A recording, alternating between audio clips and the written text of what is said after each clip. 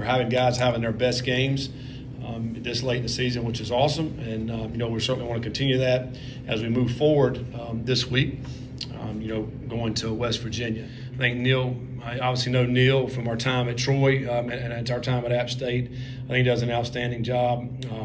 Their team started out hot at 4-1. They do have 6 wins to this point. And, I think their strength of their team, I think it's the offensive line. I think those guys are really good up front. They're one of the top rushing teams in the country this year. Have 2 really good backs, one really big back, and then another freshman that's really shown some really good stuff this year. It'll be senior day for them. We know they want to get that taste out of their mouth, so we know we'll get their best shot. But I think, obviously, we're talking about West Virginia, a team that Cincinnati in the past has a history with, that have played a lot of ball against West Virginia. We have not done very well, according to the stats here, playing West Virginia. But I do think this will be a natural rivalry as we move forward in the Big 12, a team certainly very close to us. I just thought it was a more sense of urgency, man. We got to go get this win. Whatever it takes to get this win, that's what we have to do. Put everything else aside. Let's focus on everything we have to go out and get this win. And the guys were really, you could see it on the field, just really focused and intentional in everything that they were doing out there Saturday night. He breaks a lot of tackles. And I think this year, he's just kind of, as we started the season, you guys remember, we didn't know who really was going to be the back. We were kind of back by committee. And we've kind of been that way, so because it takes several guys. But he's kind of been the most consistent guy to show up week in and week out. He's gotten opportunities to be able to make plays. I think he's shown maybe he's got better vision maybe than I thought. As we first started this, because he's able to hit those holes. And for a guy, he's not a burner. We all know that, but man, he's got some long runs this season. And including one Saturday. I mean, we're backed up, and he breaks off, I think, a 62-yarder. So some really big runs throughout this season. But I think more than anything, he's just a hard, tough runner that's going to get those first downs, going to churn out those tough yards that you need. On the sideline, we're talking like, man, they got an extra guy here, but Corey he runs through him a lot of times, when he gets those yards. And he was undisciplined early in the week, and so we was like, listen, Raekwon's going to start.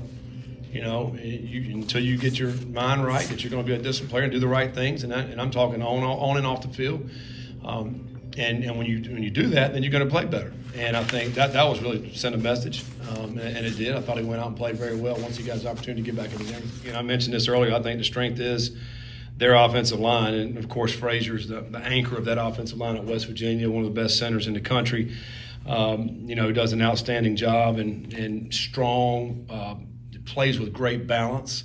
And, always seems to be in great position. Of course, Corleone and the guys up front, I think, do an outstanding job with our D-line. And that will be one. If you like watching the guys and the big guys up front, that's going to be the matchup to watch for sure. It's not healthy for our sport to see firings before the season's over. I don't like it. I don't think it's healthy for the sport. I mean, we always talk about, hey, we're doing all this for the student athletes. Well, you're not really. If this is what's happening.